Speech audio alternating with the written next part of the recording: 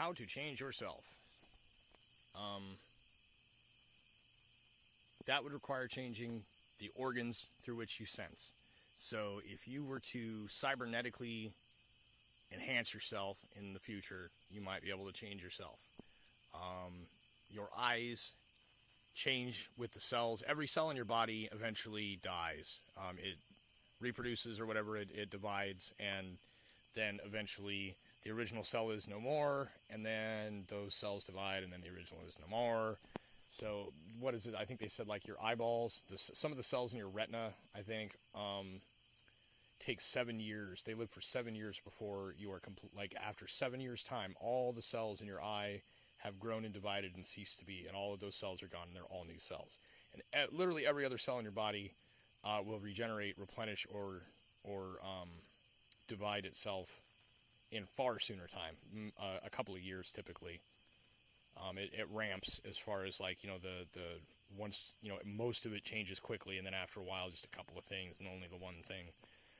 So anyways, that's the only real way that you can change yourself, is if you change the organs through which you sense, you change the brain through which you cognate and experience things, you change the genetic makeup of the individual so that those cognitive traits and behavioral things that come from ancestral DNA and things like that, you could, if you could change that comprehensively throughout your body, you could change yourself.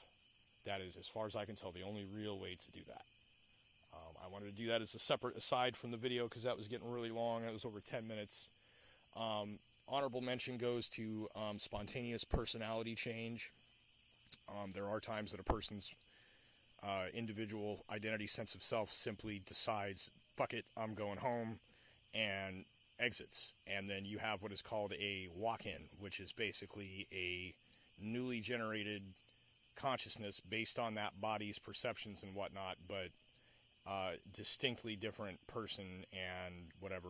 They just, you have people that just, one day I realized that none of this shit was for me and I left.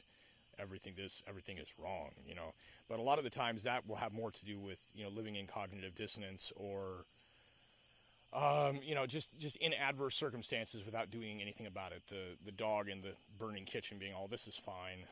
You get spontaneous personality change in that a little bit. And maybe that has something to do with like the Agent Smith effect that people have reported in what, seems to be a type of dissociative alter that steps to the forefront, takes over the individual, and defends the worldview. They call that the guardian alter. But even that is not really a change in self. It's just a change, as I said before, in kind of the profile settings, as it were. An extreme and drastic change, mind you. But if it were possible to reconfigure your computer setup so that if user A goes in and logs in and it runs like Windows, and user B logs in and it runs like Linux, and user C runs in and it runs like Chrome. And all it is a change in, it's the same computer and the same operating system, and it's just a change in how the user interface works. That's what multiple personalities kind of are, except that, like I said, they're all each kind of self-aware, and if occasionally the profile that you're using for your graphic interface on your computer decides that it doesn't like it, or one of the ones that you didn't log into is like, no, I should be the one you're logged into, and then all of a sudden you're logged into the other one. That happens sometimes. But anyways, that's not even technically changing yourself, because the biological organism that is experiencing it and the memories contained within are not changed.